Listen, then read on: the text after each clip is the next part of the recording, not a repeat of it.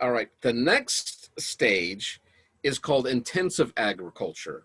And intensive agriculture, we have one or more crops are being produced each year.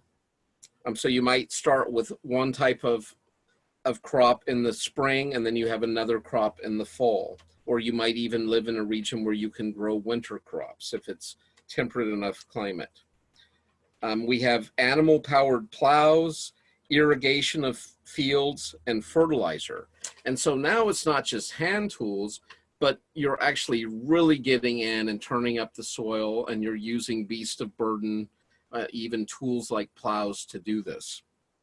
You've also understood that if you bring in water and fertilize and irrigate, you're going to have a much greater return on your crops.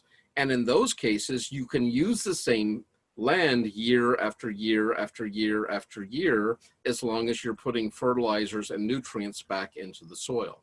And so you get into composting and all this stuff. And then finally, where we are in the United States, in fact, we may even be on this now, but this would be called mechanized agriculture. And this is where machines, artificial fertilizers, pesticides, genetically altered crops are being planted in America. And I don't know if it's still on Netflix, if you haven't banned Netflix yet, but there was a show called Food and Corp, and it talked about food growing in America, and it's really quite horrifying. It should have been labeled as like a horror documentary. I believe 80% of the seeds that we grow our crops with in this country are controlled by 5 companies. So wrap your head around that for a minute. 5 corporations own 80% of the seed stock in this country. And I normally don't like to drop names, but let's throw Monsanto under the bus for a minute. Monsanto not only is one of these 5 companies, but their seeds come coated.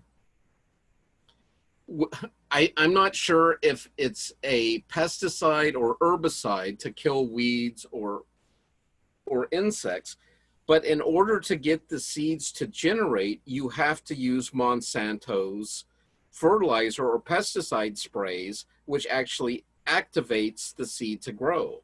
And so not only do they get you to buy their seeds, but then you have to buy their fertilizers to activate the seeds.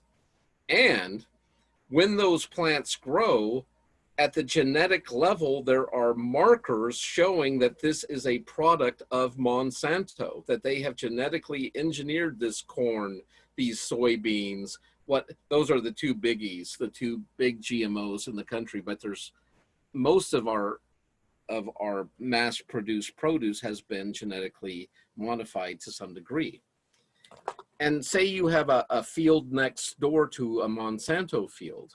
Well, if they come in and they take a sample of your corn or of your soybeans, if it has cross-pollinated with the Monsanto field, it is going to have the genetic markers of their corn in your field on your corn. And they have successfully sued farmers for having their seed in their fields, even though they did not plant Monsanto seed. And their lawyers have been very successful, not just in the United States, but around the world, bringing claims, litigation against these small farmers who inadvertently have had their crops being cross-pollinated by these genetically modified foods. Anyone have any thoughts or comments on that? Now, the upside, of course, is we're able to produce incredible amounts of food with very little human labor, right? Because we have these huge machines and thrashers and harvesters. And what a mechanized farmer could do might have taken thousands of people to have done by hand in the past. And so what's happened in the American farm industry, instead of having all these small family farms throughout the country, more and more of these small farms have had to sell to these big corporations who then run these mechanized farms.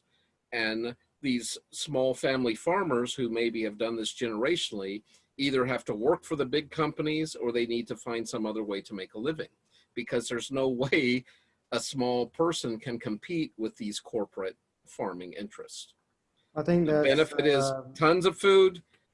The bad side is a lot of these small farmers are being put out of business. Go ahead, David. a really bad trait that we are going into.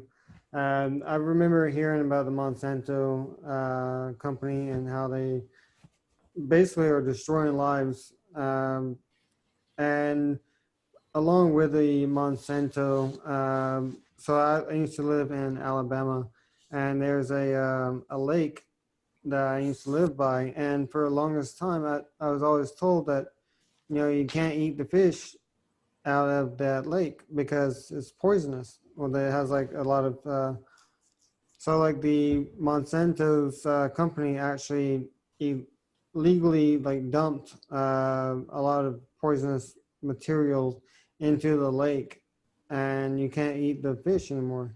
So Right. I personally hate Monsanto, and I think that they should not be in business anymore. Uh, yeah. Okay. Thanks, David. Any other thoughts, comments? And I don't just want to be kind of like this rabid environmental activist here, but food's important, and I think we need to be aware. Now, I think some of the positives that have come out of this corporate growing of food is in Europe and the United States, we're seeing kind of a reaction against that, where we do have a lot more people actually going back and trying to do small farms, but they're doing them in kind of like little niches, like organic produce, right? We vow not to use pesticides on our crops or herbicides on our crops, and you can get certified that. But even there you have to do your research and be careful, right? Because anyone can put a sticker on their produce, but has it been verified, has it been shown that they are following certain practices? Some people are producing milk that is just from their small home type dairies. They maybe only have a dozen or 20 cows instead of these other massive milk producers where they have thousands of cows, right? And they're using all sorts of hormones and antibiotics and things. And once again, they're doing it to try to have a safe, healthy product. But think how far the milk you get at Vaughn's or Ralph's is from the cow, as opposed to having your own cow in the yard or in your neighbor's yard, and you're buying and drinking raw milk. Now, can you get sick from raw milk? Yeah, you can. But there's also problems that can happen with drinking highly pasteurized milk over time. So once again, wisdom, I don't want to just act like this is a black and white and all big corporations are evil and all little home gardeners are good, but I want you to be aware of how food is done in this country on a large scale and some of the potential problems having something so necessary for human thriving and well-being in the hands of a few. And that's all I want to make you aware of at this time. Okay.